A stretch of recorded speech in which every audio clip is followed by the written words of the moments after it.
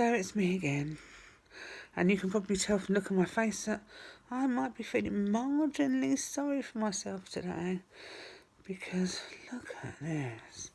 Who gave that to me in the middle of the night? And the rest of me, I probably won't go into too much detail, but the fact that I can't get my whole body in on one screenshot is slightly worrying.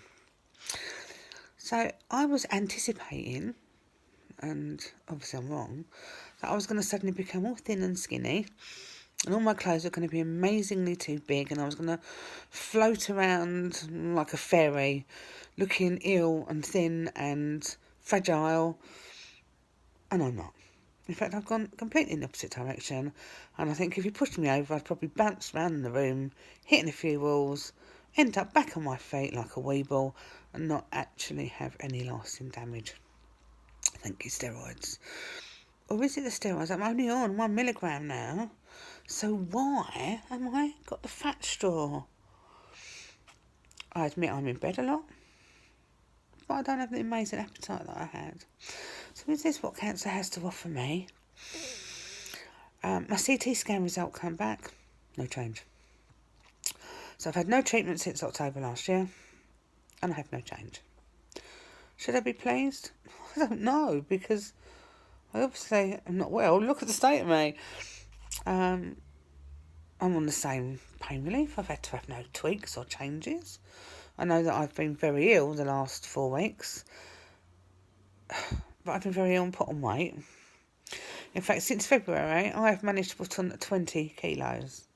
Yes, 44 pounds of fat since February. Or pounds of water, I don't know. Nobody seems to be very conclusive about what it is. Everyone just keeps saying, oh, rest, you'll be fine. Rest, you'll sleep more. The more you sleep, obviously the more ill you are. I don't want to sleep, I want to go out and do something. Like go on holiday or backpack around the world. But the revelation today was we went to lunch. 2 hours. 2 hours, great. 2 hours. I nibbled my food. I didn't, I managed to start. I ate about half my main. And had a little nibble of my dessert. I had a glass of Prosecco. And that was it. And then when we got home, I literally crawled up the stairs. And it felt like the longest journey ever. Now, we do have steep stairs, admittedly. I live in an old house, and the stairs are incredibly steep. But every step was an effort. And I tend to come up on my knees anyway. Most people do, because they're that steep. But each step was I put my phone up a couple of steps, and then crawled up a couple, and then again, until I got to the top. And that walk to bed felt like the longest journey. And I don't know why. Because if my tumours haven't changed, my medication hasn't changed, except for the heavy-duty antibiotics I'm on, haven't changed. Why do I feel worse? So my plan from tomorrow is to write down every single thing I have, medication and food, and how much exercise I have during the day, and see if I can revamp myself, because I can't stand what's looking out at the mirror. I don't like it. I'm not used to it. I've always been, dare I say it, vain. I mean, cancer payback or what? Oh, it's all right, love. I have a bit of ovarian cancer. Oh, and just to make things really easy, we're going to make you really fat, because we know you don't like it. Do I sound sorry for myself? No, I'm not really. I'm doing lots of other things as well. I'm still trying to get on with finishing my book, which is coming on really, really well. It has been a bit delayed because having sepsis and this secondary infection that nobody seems to know where it came from have definitely slowed me down, and I have felt quite sorry for myself. I'm avoiding, I have not really been big on the protein and the eating the stuff that I should have been eating, because in the hospice you tend to have very set meals, the same things every day. So the food is lovely, but there's lots of carbs. And carbs and inactivity, I know, don't generally go hand in hand. Particularly as I was told, high fat, high protein, and I've had low protein, high carb. So I need to look at that. But other things feel like they've changed as well. Like, they keep saying to me, well, you'll know that, things are not as good because you sleep more. So now I'm terrified to go to sleep because I'm thinking if I sleep now, I think I need to set my alarm because I need to time how much I'm sleeping a day in case I get an hour more tomorrow than I did the day before, which means it's something really bad. So now I'm starting to feel hung up on time counting. And yet in January, they told me I wouldn't see June. And it's June and I'm here. I haven't been out in the wheelchair for a little while. I went to my scan in the wheelchair. That was interesting.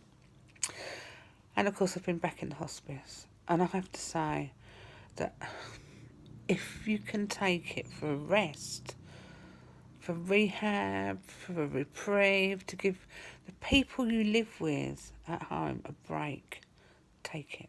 Even if it's just for a week. It doesn't mean you're not confined to bed. You can do what you like. It's like being at home. It's like being at home with a waitress service. They bring things to you. They supply you food. You can walk around in the gardens. It's just a relief. The sad bit for me is that I've now been discharged from the hospice. And obviously I can go back there when the time comes, as long as they're in bed.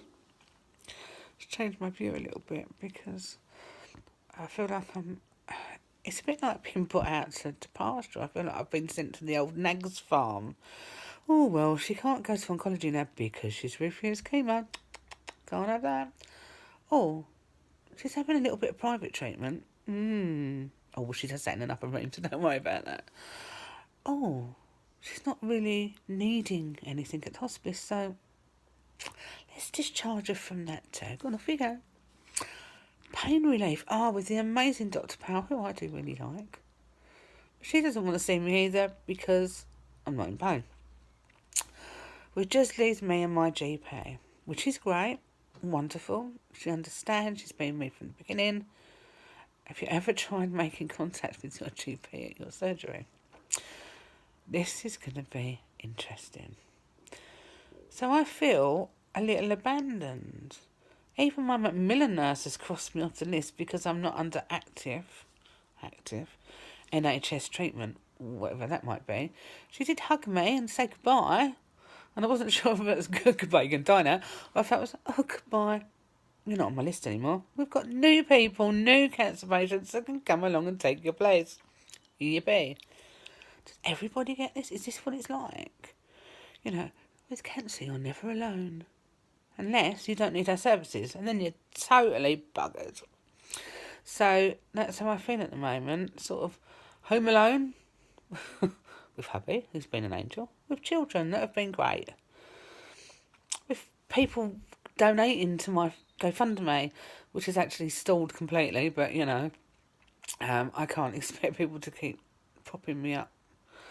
So what now?